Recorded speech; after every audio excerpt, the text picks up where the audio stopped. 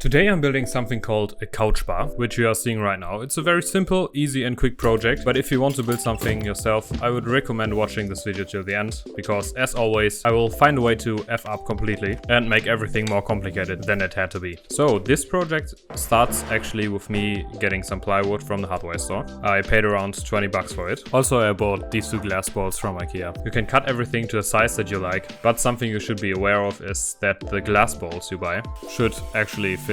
So have that in mind when deciding on the measurements. Now what you are seeing me cutting here right now isn't actually the final form, but that's due to a big error that I made later. Now basically there are many ways to build couch bars like these, but I decided to make a box with two open sides that is connected with miters. Now because the only tool that can accurately cut 45 degrees is my track saw, I came up with a method that guarantees you perfect fitment without having to measure a lot. So you take, for example, top and bottom side, tape them together so they don't move, and then cut one miter, turn it around, and this is important, you need to be careful that the material does not slip on each other, and then cut the other miter on the other side. Now what is so nice about this method is that even if you're, let's say, half a millimeter off, the box will still fit because you will be half a millimeter off on both pieces.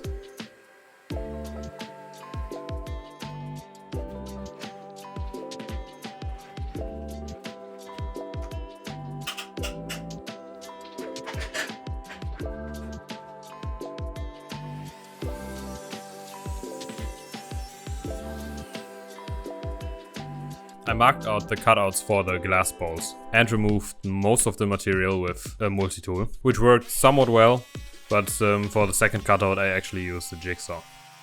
And now to my plan. I'll clamp on a few pieces of wood that I know that are straight and use them as a guide for my router to cut out a perfect straight edge. So some of the pieces that I wanted to use as a fence were actually too small to have them clamped down. So what I did is I added tape to all of the pieces and glued them onto the material. And now with a router bit that has a ball bearing, I make the clean cutout.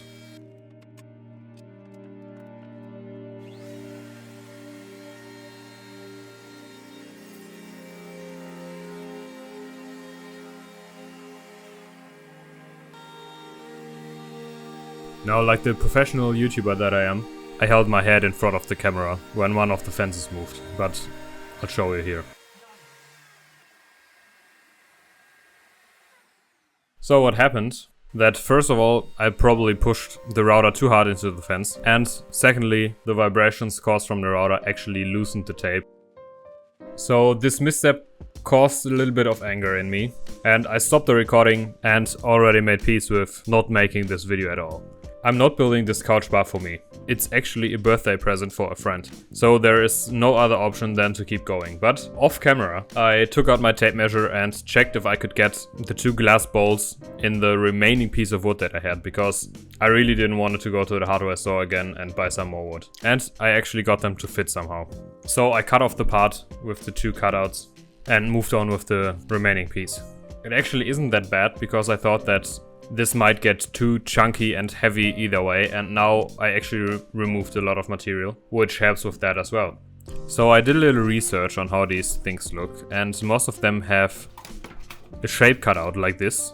So you can put in a mug, a glass, or whatever you like, and it's a circle with one bigger and one smaller cutout.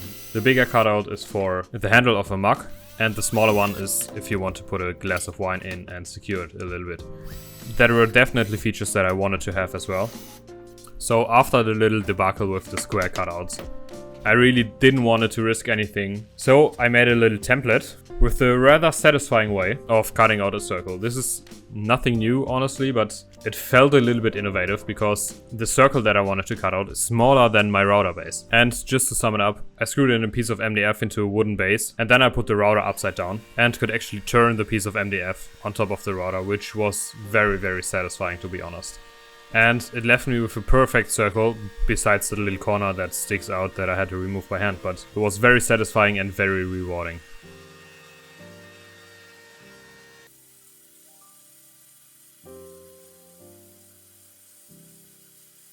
And then I removed this material by hand.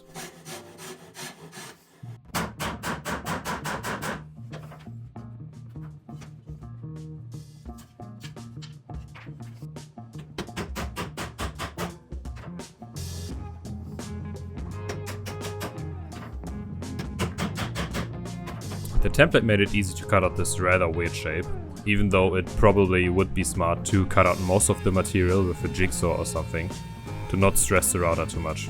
In my case, it just meant sanding out the burn marks.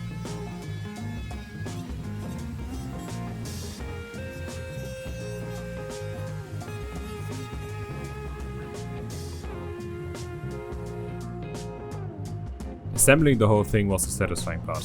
Gluing up boxes that are connected with miters is always very fun, even though it took more clamps than necessary.